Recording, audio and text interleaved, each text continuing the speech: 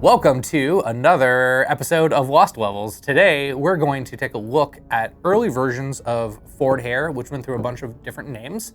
This one is a version where it's called Ford Follicles, and I'm joined by JP, who is the level designer working on this.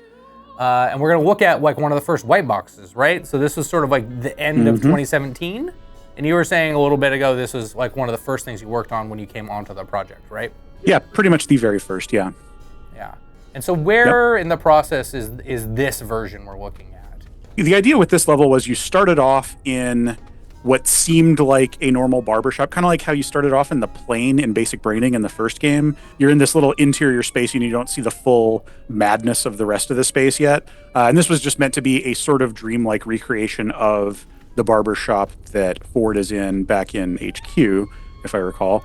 But then, yeah, you would get into the chair, and then there would be this cutscene that, yeah, represented here by the switch. And so here you're in just this wild world of just disconnected things floating in space. And if you walk forward a little bit, that is a wall of hair in front of you, and some of the clippers here are going to like chop that aside and kind of reveal the sucker.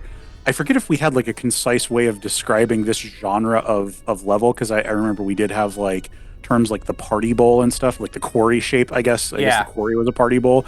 Whereas this was very much like a kind of like the challenge levels in Mario Sunshine or something. Just the like stuff floating in space. That's what I always thought of them as. There's the Mario Sunshine. It's a stuff floating in space level, yeah. We'll want to return to that floating in space idea later, because it's one of the things that ultimately sort of led to the rebooting of this level into the form that people would have actually played. Yeah. The idea was there were these barber poles, these massive barber poles extending up into space. I think Bagel did some concept of like what the sky in this could look like, and it would be sort of floating over like a big landscape, like you were up in an old timey aeroplane or something. But that, you were up in, and there were big clouds that were shaped like different things, like mustaches. We're definitely looking right now at what I would have banged out in like mid to late October of 2017. My contract on the project had just started, and Mario Odyssey had just come out, and I just inhaled it over the course of a weekend to just sort of, Neo, I know Kung Fu, my brain full of good platformer design.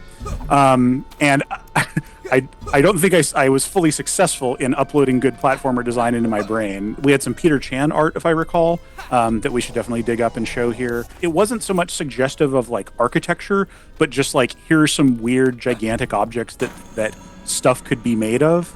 And so that's largely what I had to go off of, and so I was like, okay, well, if the overall like structure of this level is floating in space, then yeah, there would just be like these chunks, and this particular part would be like a barbershop, pieces of a barbershop floating in space as if it sort of disintegrated. This is like I think part of the thinking was that this was a heavily damaged portion of Ford's mind. Yeah. And so it's like, like his memories are pretty fragmented and messed up, and that's part of what you're doing is helping put them back together. Well, it's like a war story revealed over a couple different scenes, right? Yeah, exactly. We knew that we wanted to seed Ford's backstory and the story of Lucretia / Maligula throughout here. Another thing we were thinking at this time was that Raz wouldn't have access to the normal complement of psi powers. Yeah, there were no powers in these levels. Yeah, and that was partly just to keep them focused.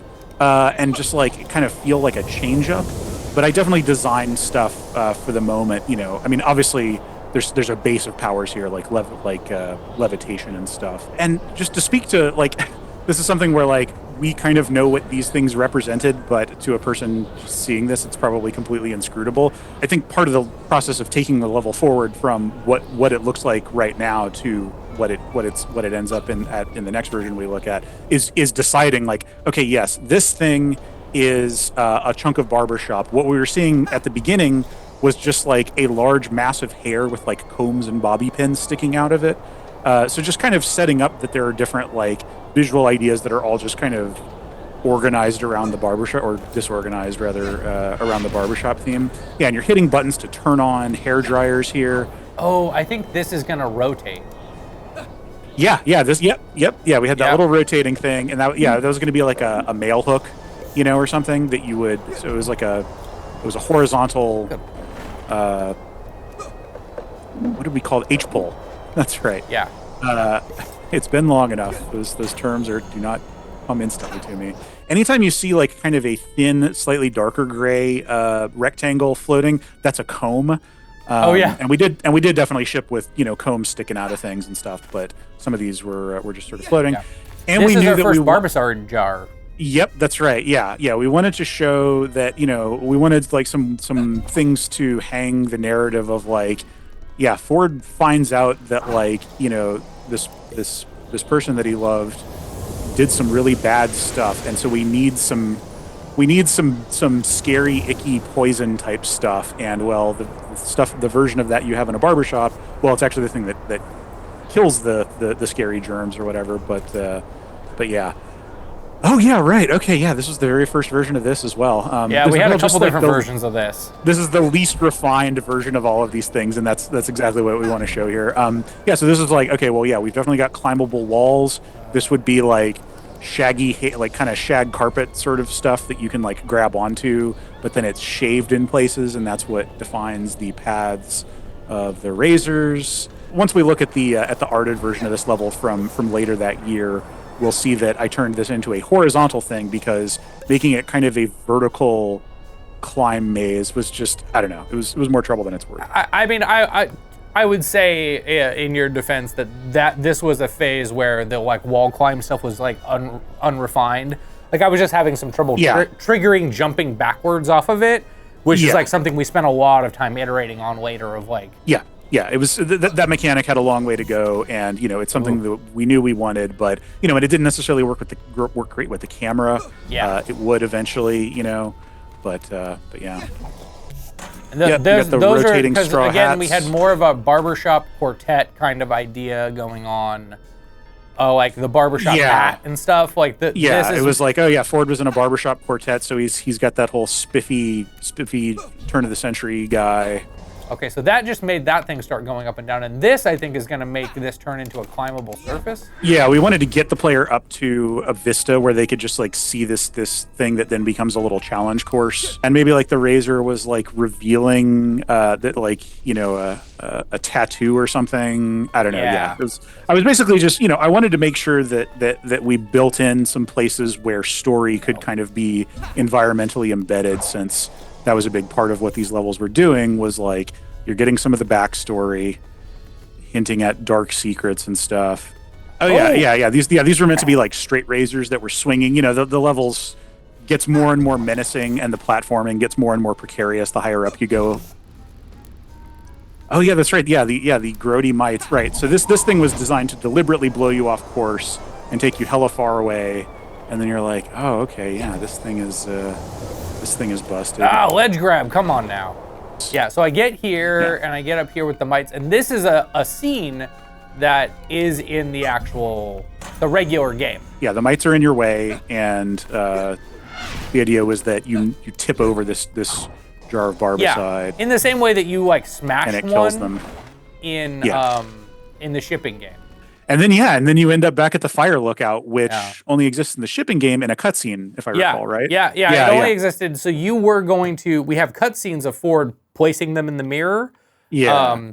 But initially this was going to be a tiny, I mean, you're looking at 100% of it here, player controllable space, and you walk up to that mirror and place the mirror shard that you just collected from the level back into it. Yeah. And you do that 2 more times before the mirror is fully mended and Ford gets a clear picture of himself. Yeah. I'm going to download the next version of this. Okay, so yeah, here we are in the more arted version of it. Oh, look, this is the same switch that was probably in the previous version. I mean, yeah, because this version that we're looking at here really was just the arted version of that. This is one of the first brain levels that we had, like, in theory, representative mesh on everything. Yes, you can kind of see just like, I mean, it's not...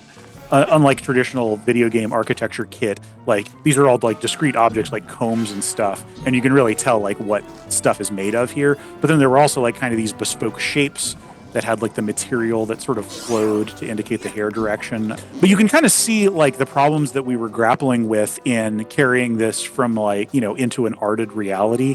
A lot of the objects that are moving in this are still moving with the, I think it was called our keyframed mover tech. Yeah. that was sort of intended to like give us some of the same level design capabilities that older versions of Unreal had, where you had an actor called a mover that could like just move according to keyframes and stuff. We got kind of an in-house version of that. And that little spin that we just did appeared for like one shot in one of our early trailers, I think. Yeah. Yes. Yeah. The big twisty barber poles in the open sky. We've got this really gross mole here. Yeah, and I think the idea was for them to like jiggle if you punched them. We'll get to one later. I think that might be in. Yeah, but like, oof. I don't know. I remember someone, it might have been James Marion, saying like, Machi, this is disgusting. Like just that sounds exactly like what something viscerally reacting to like how bizarre and gross this thing looked. And it's also, I think, one of the things that's interesting about this space is there's just like a lot of visual overlap and like kind of a bunch of things slammed together. But like, normally Psychonauts levels create like a real sense of like a place, like an imaginary universe. Yeah. And this is kind of more like a Alice in Wonderland type dream. Yeah, it's much more untethered. I think one of the issues we had here definitely was like was just direction. Like when you see all this stuff kind of floating, and Raz is such a mobile character. Like he can get so far, he can jump really high, he can get really far, particularly if you use the lev ball. You end up making a level that's really big, or really sort of stretched out to create like that separation between different spaces. Because of Raz's mobility. Oh, like another thing that this level has that a lot of our early things had is we have all these like 90-degree turns or like 180-degree turns. Yeah. Because we want you to look at a particular thing, but it's like you get like here I would have just done a trapeze to that comb and then landed here. So I'm like doing basically once I get into this thing, I'm like now I've gone 180. Yeah. From where I was before. It's a killer. Yeah. Like, where the hell am I? You don't actually want to do that. I think that that's also a danger of taking, like, this is a very literal translation, as I think people will probably see if they're like watching playthrough these, of the white box over to something that's arted. You know, like a lot of the paths are exactly the same. Yeah. And that's things that were readable in the white box stage become much more challenging to interpret, really messy, like this. Yeah, exactly, yeah. One of the skills that I'm always trying to cultivate better as a level designer is like when I do a white box layout of a level, that's like, yes, that's a playable thing. It's a thing that goes in the game. It's technically an asset, but more than that, it's communication. I'm communicating to the rest of the team, and particularly to artists that I'm working with, what my intentions are, what the creative possibilities are. When you're building a white box level, you really want to be setting art up for success. You want to be like kind of making the decisions that are going to, make your job and other people's jobs easier. And, and some of that just comes all the way back down to the brief for the level, like what the conceptual design is, what comes from the concept art, like what are the things we can build this out of? What do we make walls and floors and obstacles and stuff out of? All that sort of stuff. So, I mean, you've talked about the reboot here. I think one of the big things that we switched to was having level teams all be working on basically having concept art, environment art, and level design all working together at the very beginning of a lot of these levels, or like we'd already worked out a rhythm. Like you and Jeremy French had worked on this whole level together. I think that you might have had Bagel as your concept artist in the early stages, and then you had GG later. Yeah. But regardless, like environment art and level design you went on this saga of trying to make this thing work. Yeah, no, and it was really great. Like, so like even though that version of the level ended up getting, rebooted, I think it was really great to be entering into that process at the same time that Jeremy French was, and to have him as a collaborator, because we were able to work really well together, and I personally just enjoyed working with him. So JP, if you've got some stuff that you wanted to share from your own documentation, we could capture that while I'm downloading here.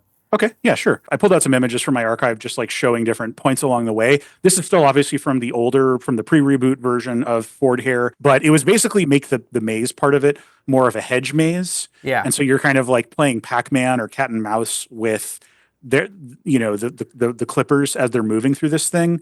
This was just a joke that I made that I guess I was proud enough of it that I wanted to, yeah, that I wanted to document it. I think this was me describing the path through the kind of final arted version of the pre-reboot version of the level. And then yeah, it's sort of split across multiple screenshots. But like looking at this, you can kind of see a representation of the issues that we were talking about here, where it's like, yeah, wow, the player path here really is kind of arbitrary and weird. It's very squiggly, yeah. Yeah, yeah. I mean, it also looks like much more of like a chaotic salad of random stuff when you're viewing it from this angle, and the player would not view it from this angle. And then, yeah, and this goes up to the top, and you can see like the actual Ford head with a door in the back and all that. This is, like, in my mind, the most complete of all the levels that got really rebooted because it was so small. Like, we rebooted the other levels, but, like, those were often, we had, like, 1/3 of it kind of arted. But this one really did have a full pass, except for cutscenes. Yeah, it had a kit, you know, that everything is decorated with here. It had a kit and a bunch of objects, and the level was kind of made entirely out of that. Like, that was its equivalent of architecture. And that was part of the challenge of the level is like, oh, yeah, we don't have, like, just kind of our little space station or castle pieces that we can make everything out of. But yeah. So anyway, yeah. So that's just like a good document of like that version of the level. And then as for the reboot thing, and yeah, this can maybe set the scene for what you're downloading right now. This is a piece of concept art that Gigi made. It's dated October 22nd, 2019. And this was like, we already knew that we wanted to rebuild Hereford in some way and have it be more of like a landscape that you're moving across rather than stuff floating in space. Yeah. And this was sort of like just a vibe kind of thing. It's like, oh yeah, there's like lightning and these giant tsunami swells of hair in curlers. Yep. And that's cool. And everything is made out of hair. You have like these rolling hill shapes and stuff that are made out of hair. Really liked this, you know, just even seeing this concept really got the wheels turning for me. Jeremy Fretch and I were seeing this and being like, oh yeah, this is cool. Well, it also ties better into like the deluge of Grolovia and like what actually happened during the war that was traumatic for Ford. Exactly. And you can kind of see in this image, like behind my drawings and text and images, you can see a photo of a whiteboard. So I just took a picture of the whiteboard and then drew over it because we had kind of like talked through it enough to be like, okay, this is now starting to be a level plan. I was like, okay, yeah, let's just like get a version of this that is like fully walkable where I can plop Raz down and then just go all the way to the end of. Yeah, this is a view from the top where you can kind of see the implied player path. Mm-hmm. This is sort of like, oh yeah, these are some of the like pit stops along the way. This is the Grolovian town on the left here. And so this was just like a few days after that getting that initial sketch of the level going. I was just like, okay, well, we need to identify where the story beats happen so that we can sort of have a firm foundation for like what the player's story experience is. So that's what I was doing here. This is a little further along. Yeah, and then I think this was some of the like proto storyboards, but yeah, we basically had some animatic videos playing like, oh yeah, what if Ford is crying and his teardrops are like these big things and you're like hiding behind stuff that's stuck into the pole. I feel like I never even saw some of those concepts of like Raz hiding under the clippers and the hair and stuff. I don't even know who came to me, but it was just like one of those things where it was like, hey, do you have time next sprint to do this? Because it's due at the end of the milestone. And so I just slammed something in and then like, I guess it mostly shipped. Like, but it's not as cool as those concepts Gigi did. I'll tell you that. Yeah, no, I remember you helping out with that. Yeah, like I had kind of like just sketched out like, here's the total amount of space we've got, but the actual like what happens there, like, yeah, you had some bandwidth to jump on that. And I'm pretty sure it was for one of the alpha miles, one of the multiple alpha milestones. And it was like, well, we need to have something done here for this. And I think that was you heroically parachuting in to do that. So yes, thank you for your service. The biggest change from this versus like the level drawings and like some of those like white box screenshots was that I created a whole bunch more space off to the player's right as they're coming in and made like this whole like pillar island sort of thing where there was like kind of a sub challenge of like just getting to the top of this thing. I remember that. I'm going to try to just fly through a little bit of this because we should probably wrap up. Yeah, sure. Yeah. There's less delta between this and the shipped game as well. So but we've got the little mites here. This is the Barbicide still in. It made it through a bunch of different revisions. This switch is still here. I can't remember if this ship. I think maybe you Psyblast those. That survived from the very earliest version of the level where at different points you are turning on hair dryers that create little gust or updraft or whatever we called them Yeah. sort of things. Yeah. Yeah. Yeah, You know, so and that that's would do like, this sure. stuff, and then Yeah, you run into a couple of sensors. yeah, this is all as we shipped it. Yep, that's the town square with the sensor fight. And then like yeah, the big like killing the mites moment was Here. back. Yeah, it was like a big old the Maligula statue with on top of the jar of Barbicide. I forget if what of that we shipped versus what we didn't. But yeah, and I had a button to just like trigger the thing, what will eventually be a cutscene that makes this happen. All right, I gotta go for some reason. Okay. But right yeah, now I don't I know. do? I mean, Okay. yeah. Sorry. I've been informed that I've been missing a meeting with Chad. I'm sorry. All right. Well, we got a good look at it. Yeah. We got to look at those old versions that we're glad we didn't ship. Yeah. Thank you for that detailed stuff and all those different things that like just seeing all that concept art and stuff. That's really awesome. I think we learned a lot through the process of building Psychonauts 2, and it's really I think it's really cool to see how some of this stuff went there, and I'm excited at least to show people like, hey, like, look, there was a whole version of this level that existed at one point. It's actually like pretty fun. There were some problems with it, but like it's cool. Like, Yeah. So if anybody was ever really worried about what one of those little glimpses from that trailer really meant and where that level went, Mystery solved. Yeah, mystery solved. One person out there in the world that was really worried about this. Hopefully you can sleep at night now. So, all right, thank you, JP. I gotta go do something that Tucker wants me to do. Good luck.